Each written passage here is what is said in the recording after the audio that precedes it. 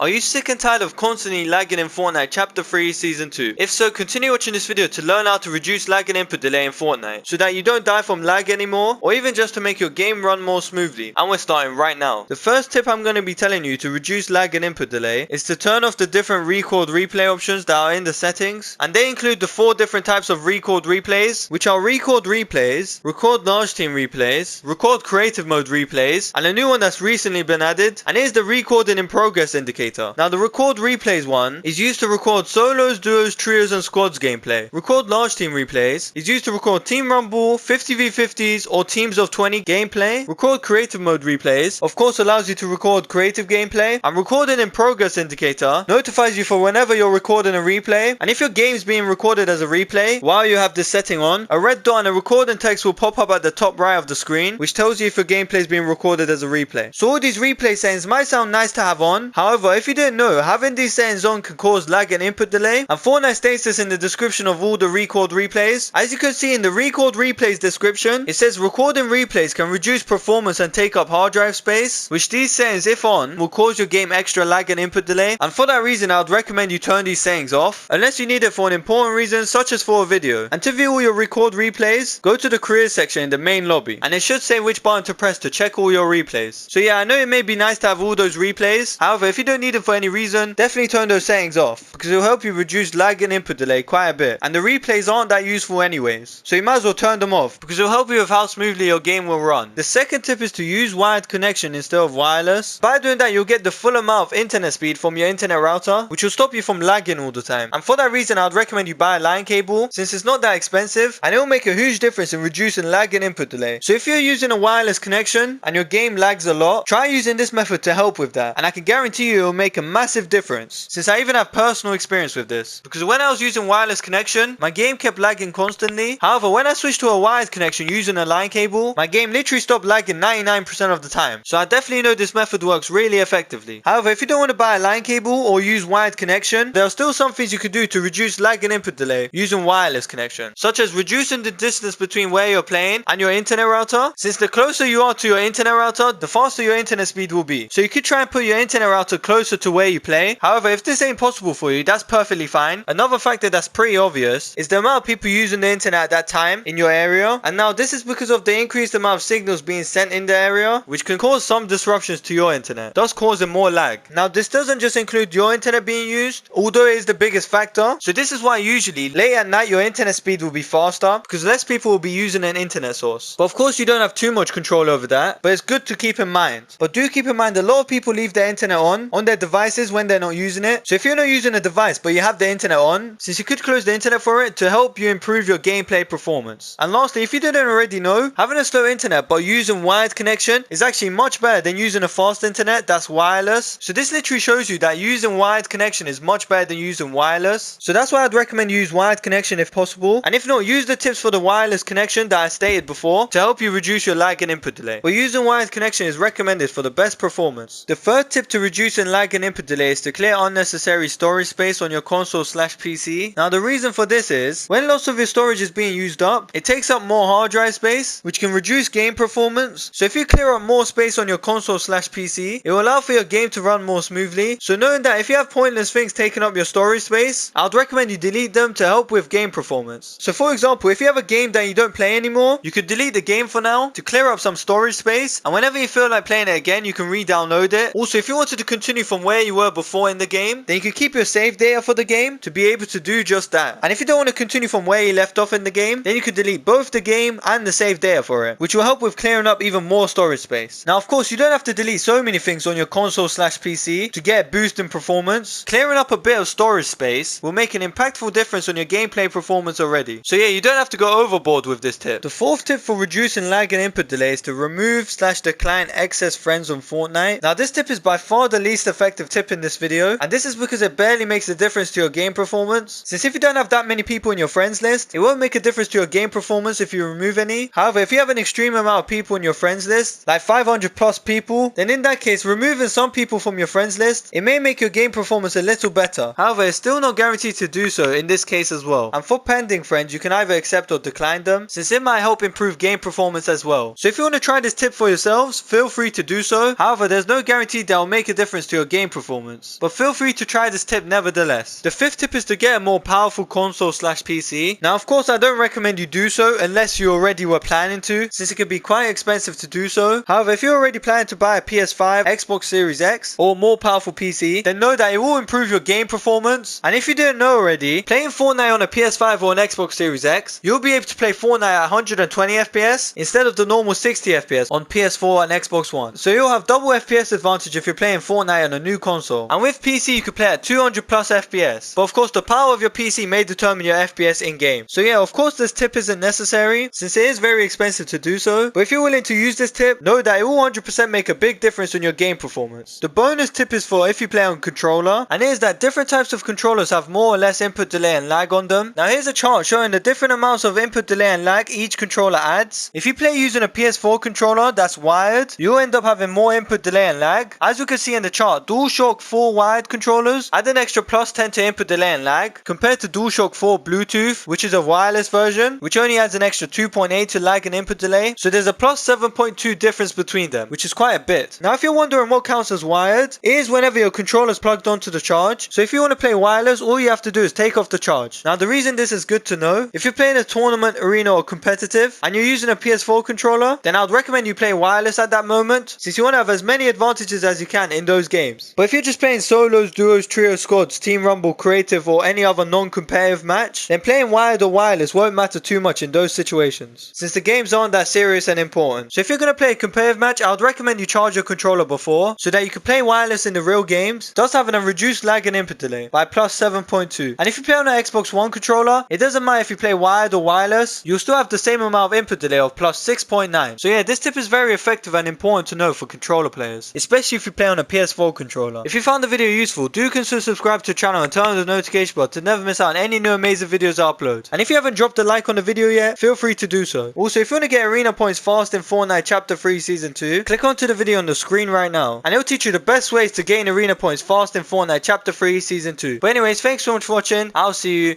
next time.